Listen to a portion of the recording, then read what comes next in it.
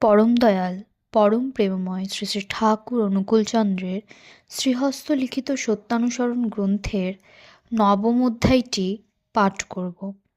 নবম অধ্যায়টিতে বলা হয়েছে, যদি পরীক্ষক সেজে অহংকার নিয়ে সদ্গুরু কিংবা প্রেমী সাধুগুরুকে পরীক্ষা করতে যাও, তবে তুমি তাতে তোমাকেই দেখবে, ঠকে আসবে।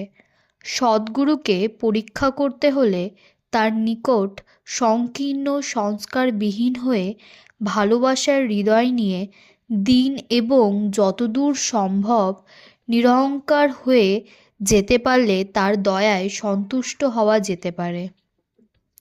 তাকে অহংয়ের কোষ্ঠী পাথরে কষা যায় না, কিন্তু তিনি প্রকৃত দীনতারূপ ভেড়ার শিঙে খণ্ডবিখণ্ড হন।